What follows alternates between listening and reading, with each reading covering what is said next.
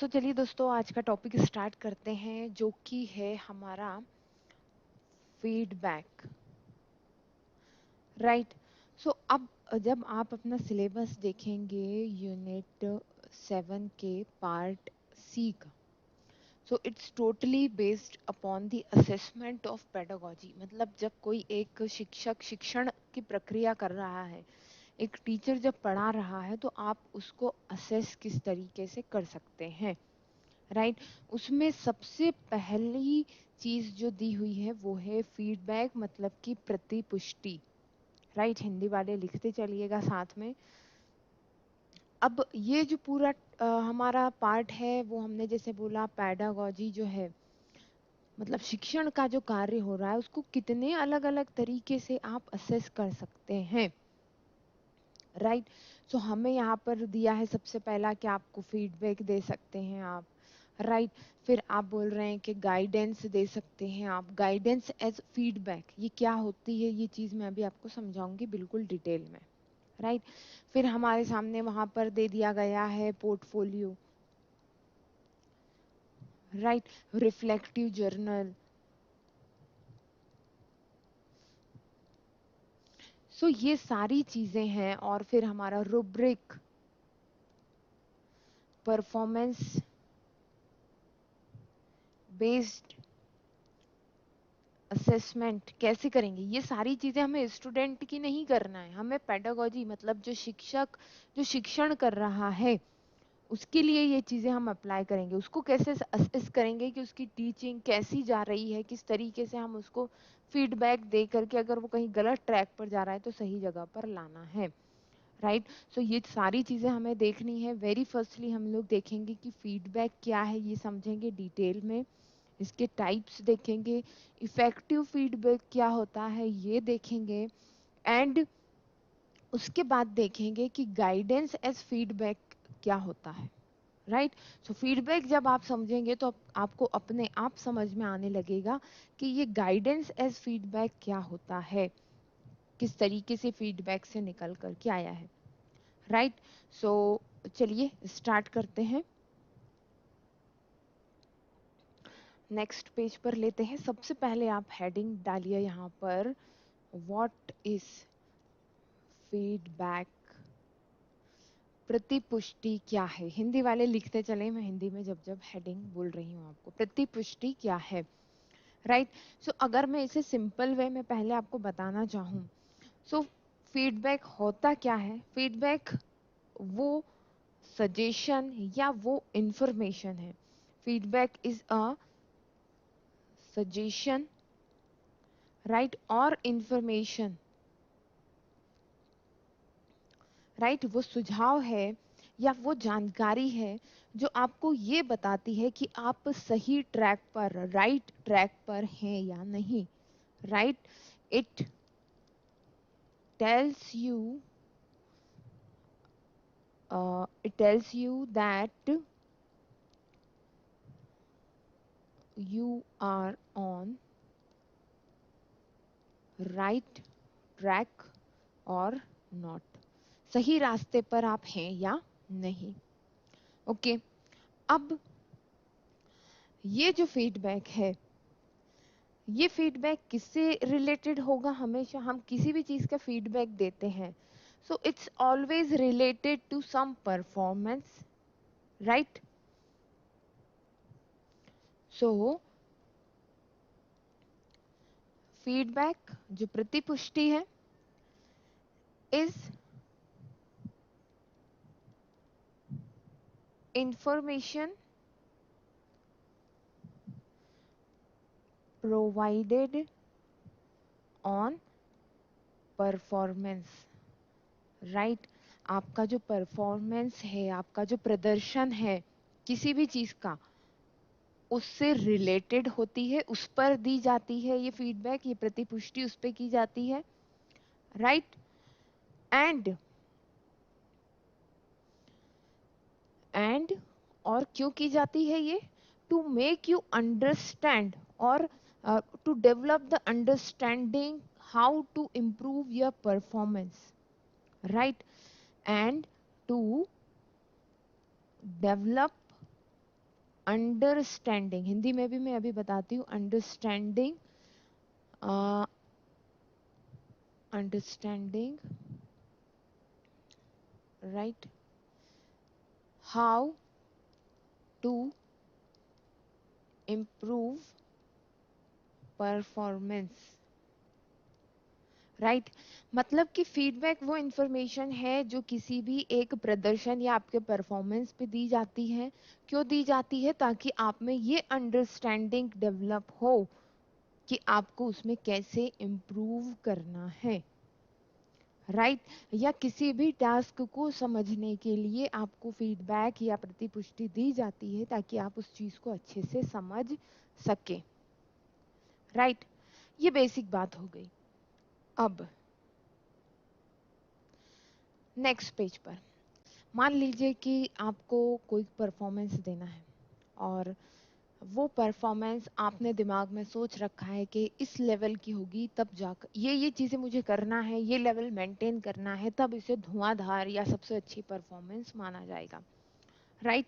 सो जो आपने criteria set कर रखे हैं अपने परफॉर्मेंस के, राइट, कि ये सबसे अच्छी परफॉर्मेंस होगी, मतलब आपकी द्वारा चाही गई वो परफॉर्मेंस, उसको हम क्या कहते हैं? इंटेंडेड, इंटेंडेड परफॉर्मेंस, जो हम चाहते हैं कि हम ऐसी दें, राइट। बट होता क्या है, जब हम कोई परफॉर्मेंस देने जाते हैं, सो अगर वो जो हमने चाहा था उससे थोड़ी बहुत भी कुछ अलग हुई तो वो कहलाती है एक्चुअल परफॉर्मेंस, राइट। सो जो आपने चाहा था परफॉर्मेंस करना या देना, और जो आप परफॉर्मेंस दे करके आए हैं, राइट, इसके बीच में ये जो गैप बना है कि आपने जैसा सोचा था वैसी परफॉर्मेंस क्यों नहीं हो पाई, ये आपको कोई कैसे बताएगा? जब वो आपको असेस करेगा, राइट। और उस असेसमेंट से वो आपको क्या देगा? वो आपको देगा फीडबैक, प्रतिपुष्टि। तब जा करके हम ये कह सकते हैं कि जो फीडबैक है वो इंटेंडेड परफॉर्मेंस और एक्चुअल परफॉर्मेंस के बीच का गैप जो है वो क्लोज कर देता है, राइट। सो फीडबैक का काम क्या है? जो मानदंड हैं या जो लेवल्स सेट हैं उसके अकॉर्डिंग कोई भी काम हो, कोई परफॉर्मेंस हो, राइट, या उसके अकॉर्डिंग हम कह लें डायरेक्टली कि टीचिंग हो, उसके लिए क्या ज़रूरी है कि जो आपकी परफॉर्मेंस है उसको कोई असेस करे और फीडबैक दे। तब जा कर के आपको ये समझ में आएगा कि कहाँ कोई कमी रह गई। पर फीडबैक या प्रतिपुष्टि के साथ एक बड़ी प्रॉब्लम ये है कि जब भी आपको कोई फीडबैक देने आएगा तो आप उसे नेगेटिव ले सकते हैं। ये बहुत सारे रीजंस पर डिपेंड करता है। हो सकता है कि सामने वाले का कहने का तरीका ये हो कि आपको वो नेगेटिव लगने लगे। हो सकता है कि सामने वाला ये जानता ही नहीं हो कि फीडबैक कैसे देना चाहिए, राइट। या ये भी हो सकता है कि सामने वाला फीडबैक बहुत जर्नल सा दे दे, राइट। सो इस पर मैं अभी डिटेल में भी बात करूंगी आपसे। बट फीडबैक की अगर हम लोग बात कर रहे हैं in the sequence, so feedback की ज़रूरत इसलिए है क्योंकि जब आपने देखा होगा जब हम कुछ भी परफॉर्मेंस देते हैं, मान लीजिए मैं अभी आपको पढ़ा रही हूँ तो मेरे बैक ऑफ द माइंड ये चल रहा है कि आगे क्या बताना है, नेक्स्ट क्या बोलना है, राइट, क्या मैं सही ट्रैक पर जा रही हूँ। सो मैं अपने आप को सेल्फ असेस भी करती जा रही हूँ साथ में। सिमिलरली आप भी करते जाते हैं जब आप पढ़ा रहे होते हैं या कोई परफॉर्मेंस दे रहे होते हैं। तो फीडबैक इसलिए ज़रूरी है ताकि आपके जो लर्निंग गोल्स हैं वो अचीव होते रहें, जो भी गोल्स आपने बना करके रखे हुए हैं, राइट, कि आज मुझे ये टॉपिक पढ़ा देना है, वहां तक मैं कितनी जल्दी कितने अच्छे से पहुंच सकूं। सो आप कंटिन्यूअसली अपने आप से ये पूछ रहे होते हैं where I am going, right, मैं किस रास्ते पर जा रहा हूँ, क्या मैं सही दिशा में जा रहा हूँ, दूसरी चीज आप अपने आप से पूछते हैं, how am I going, how am I going, मैं किस तरीके से जा रहा हूँ, मैं किस तरफ जा रहा हूँ, मैं किस तरीके से जा रहा हूँ, right. And where to next, इससे आगे अब क्या। सो जब भी हम कोई परफॉर्मेंस दे रहे हैं, no matter it's a teaching और समथिंग एल्स, आपके दिमाग में ये तीनों चीजें चल रही होती हैं सेल्फ असेसमेंट के दौरान, या कोई आपको तीसरा बंदा असेस कर रहा है तब, राइट।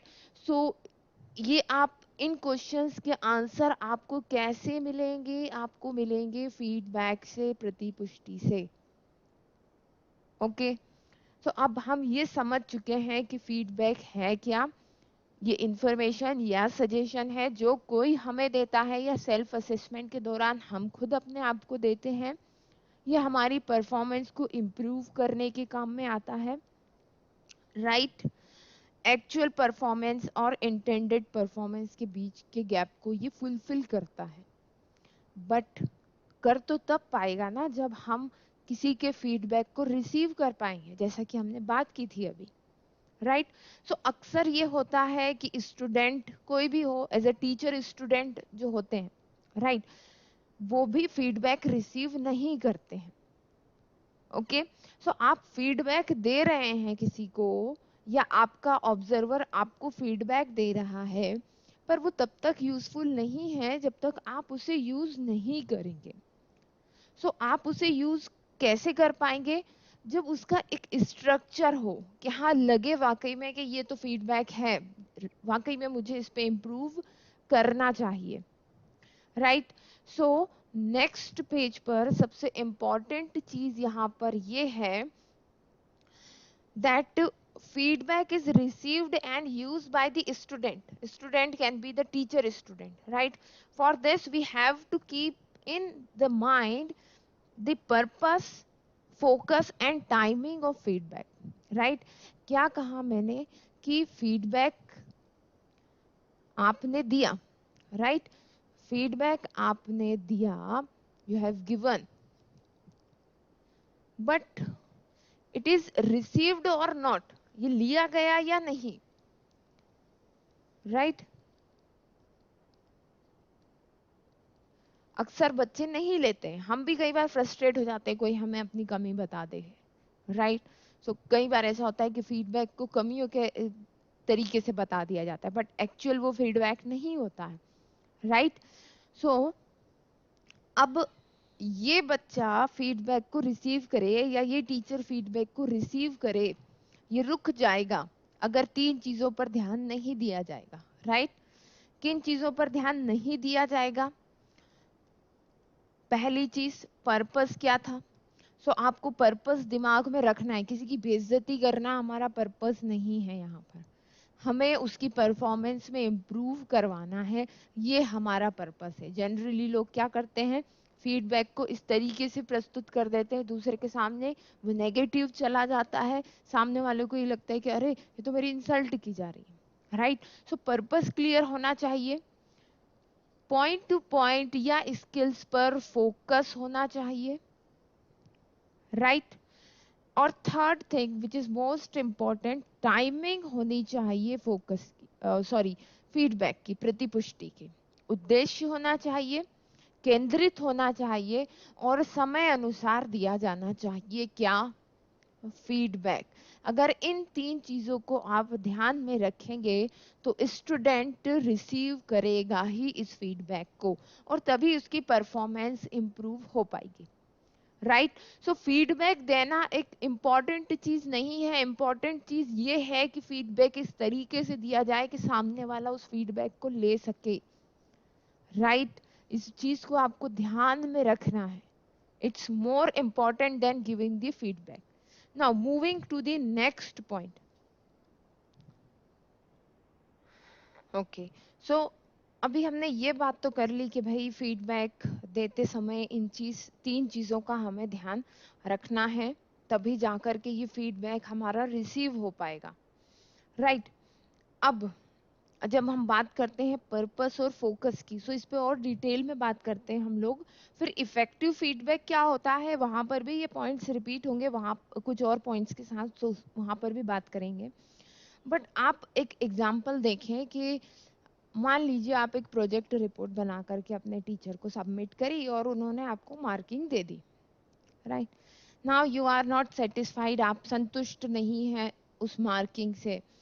सो आप टीचर के पास गए कि टीचर जी ये बताइए कि गलती क्या है यहाँ पर। सो अब आपने पूछा कि भाई नंबर कम क्यों मिले हैं, और आपके टीचर जवाब में क्या बोल रहे हैं आपको, बोल रहे हैं अरे बेटा इम्प्रूव करो, ठीक है, इम्प्रूवमेंट की बहुत जरूरत है तुम्हें, इम्प्रूव करो। पर वो ये नहीं बता रहे हैं कि कहाँ इम्प्रूव करें, कहाँ गलती हो गई है, वो ये नहीं बता पा रहे हैं आपको, राइट। सो एक स्टूडेंट फीडबैक को रिसीव इसीलिए नहीं कर पाता है क्योंकि वो बहुत जनरल होता है, उसे पता ही नहीं कि टीचर कहना क्या चाह रहा है, कहाँ उसने गलती कर दी। इम्प्रूव करो इम्प्रूव करो, कहाँ इम्प्रूव करें ये तो कोई बताए, right. So generally feedback is so general, feedback is so general, बहुत सामान्य होता है ये प्रतिपुष्टि, that student become frustrated, frustrate हो जाएगा, राइट। और ये जो फीडबैक है, it does not tell them where to improve,